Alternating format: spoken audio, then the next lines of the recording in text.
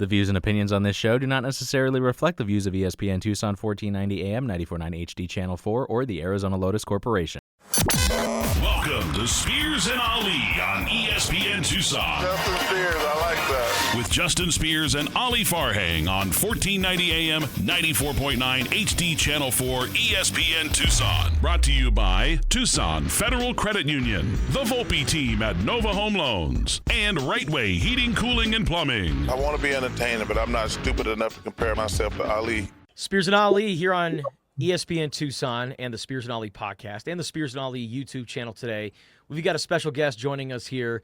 It is our guy, Tucson native, former South Point Catholic Lancer, and one of the newest members of the Arizona Wildcats, Evan Nelson.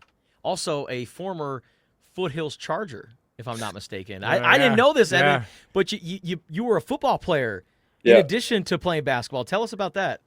Yeah, that's right. My stint was short. I remember it was me, Caleb McCray, one of my good friends. Out there, I think I was playing corner probably. Corner and receiver, buddy. And X was the quarterback. And I'm like, Evan, you can play football at a very high level. And your dad was like, yeah, he's really into basketball. And then I watched you play basketball. I'm like, yeah, I get it. Yeah, he's not playing football anymore. It might have been too physical for me. I think I got hurt one time, and I was like, nah, this is not it. Basketball. Well, you made the right choice, Evan. Damn good basketball player, damn good human being, and it's good to see you back here in Tucson, Arizona. How has it been just getting acclimated to being here at the U of A and playing for the hometown school? Yeah, it's definitely been a challenge. Getting put in a new environment, is always uncomfortable a little bit, but, I've been able to grow immensely, I think, as a player on the court, and then off the court, being back home, seeing family, and then getting acclimated with the guys in the locker room. It's a really cool opportunity. So every day I get to come in and come into the locker room and go into RJ and step into McHale. It's like, all right, I got to go as hard as I can because, it's a once in a lifetime opportunity. It's been a dream of mine. So it's been awesome.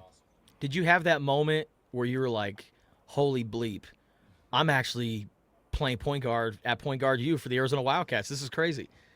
Yeah, a couple of times. My first workout was with Jaden Bradley and Braden Burries. McDonald's All-Americans. JB's been through the draft process, so it was like, if I get cooked right now, which is the expectation, but I wanted to hold my own. So already from my first workout, I had to put on my big boy pants and try to go at these guys. So It's been crazy. And first practice in McHale too, in front of just campers. But being on the court, being on that floor is something else. It's awesome. Evan, there's so many positives about coming back home after being on the East Coast for 4 years, and I'm sure there's a lot of gratitude for being back in your hometown. But is it also a little bit difficult because when you're with family, man, and they haven't really been around you for so long, they want to see you all the time. And you're here for business. You're playing for the Arizona Wildcats basketball team. Is there sometimes they're a little difficult of kind of managing your time with the family wanting to see you, but you wanting to, really invest your focus on playing the best basketball you can? Yeah, absolutely. And it's still ongoing adjustment. At the beginning, they're like, "Oh, we want to come see you," blah blah blah. I'm like, "Mom, I got to go to bed at 9:30. I got practice 6:30 tomorrow." And I leave really early, come back 6 or 7. I already eat dinner and stuff when I was living at home. Now I'm not at home, which is nice. But the weekends are really when I just get my family time, which is good. But like you said, it's I'm close right now, but it's also as far as I'll ever be because I've got to just dive into this opportunity that's in front of me. So, I can see now why not very many people are hometown heroes like this. Absolutely. Yes, sir. Right. You went to Harvard after your time at South Point Catholic. And now he's going to the Harvard of the West, so there's symmetry. Absolutely, man. And I was like, man, who's got it better than Evan Nelson? You got a degree from Harvard, and you're playing basketball at the University of Arizona. What did you get your degree in at Harvard? Yeah, my degree at Harvard is in sociology, so a lot of reading, a lot of writing. For me. And then here I'm doing a master's in sport and recreation leadership, which I'm hoping will lead, well, depending on how this year goes, I'll try to pursue a career playing professionally in basketball. And then after the ball stops bouncing, I'm hoping to coach at the collegiate level. So I think this will fit perfectly into that. And then being under Coach Loy as well. I mean, offensive genius, highest winning percentage as a coach in his first, I think, 4 years. So Yep. perfect opportunity. Like you said, I'm very lucky. I'm very privileged. My next question is in no way meant to demean the Ivy League, because Princeton showed us a few years ago what they could do. So, but when you played in the Ivy League for the years that you did, and now you're stepping on the practice court with, like you said, a bunch of 5-star McDonald's All-Americans, and under Coach Lloyd, is there been something that has happened or something that you've seen? It's just like, wow, this is really even exceeded the expectations I had coming here. Yeah. I mean, I've been JB, we're same position, right? He's probably got an inch or two on me. He might be 6'3", 6'4", but he probably weighs 30 pounds more than me. So that first workout I was telling you about, he just runs me right over. I'm not even there. Just like a running back, puts his shoulder down, boom, runs me over. I fall on the ground. He lays it up. Everybody's like, "Oh, welcome to the Big 12." No. So there's those kind of moments, and that's kind of stuff just fuels my fire, tries to make me better. I got to get to these guys' levels, but everybody is like a monster. I was telling somebody else, it's man, I'm like a mere mortal amongst gods. These guys are like Tobe Awaka, Mo Crevis. It's these guys are huge. And very athletic. So the athleticism, just the care and amount of time that we're all spending at this point now on basketball, that's the major difference. And there's been a couple times, tough practices, and coaches you're not playing against Dartmouth anymore, buddy. You got to figure it out.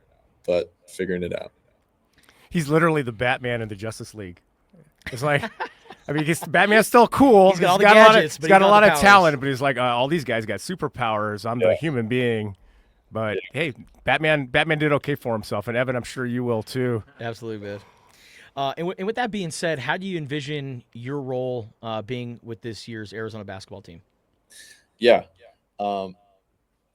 Firstly, I mean, being from here, I think it's nice to have, especially the younger guys, who just really, I mean, as simple as driving with me to go get a meal, or just hanging out on the weekends, taking them where they want to go. Just being that local hand to help is one role. I think on a very young team and having 4 years of experience, being a grad student, being that leader, that voice, and trying to really gel guys together, but also take a step forward as a point guard, also leading the team. And then, when I do have my minutes coming off the bench, just being as aggressive and, as aggressive as possible, both on the defensive end and offensively. Coach Lloyd has been very adamant, about me making the most of my minutes when I get them.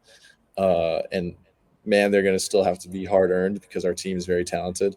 But making the most aggressively on offense and defense when I get in. He's been telling me guys like TJ McConnell, Payne Pritchard. So, yeah.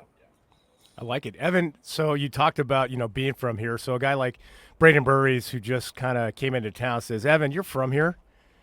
Where should I go eat? What are you recommending? Yeah, that's tough. Braden, he's picky, man.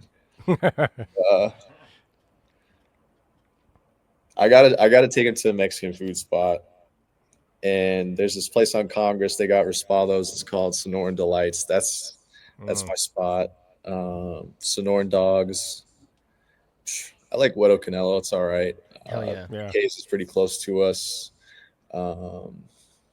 Something like that, man. Simple. Burger, Zin Burger. That's my burger spot. I maybe got to find a new one. So A pluses across the board. You are leading. Talk about your leadership and bringing guys together. Every place you named is indication of that. Evan, I'm really excited for you, and I'm wondering if you're thinking about that first time you stepped foot on McHale Center and 14,000 crazies, people just screaming at the Madhouse in McHale. On the new cactus floor, too. On the new, have you thought about that moment?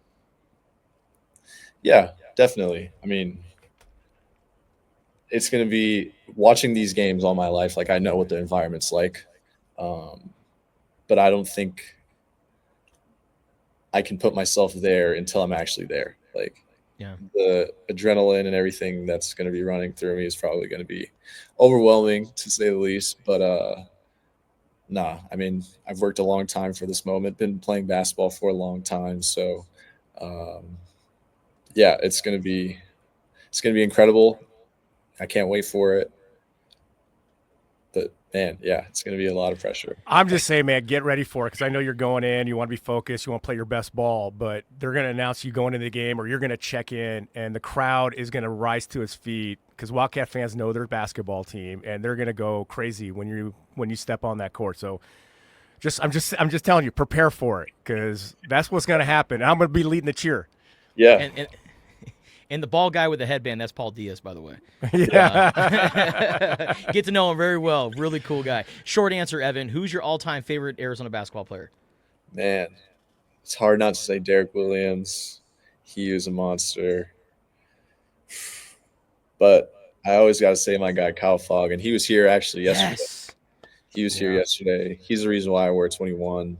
But he was like, he's asking the managers, who's in the gym the most? Like, who's the hardest working guy?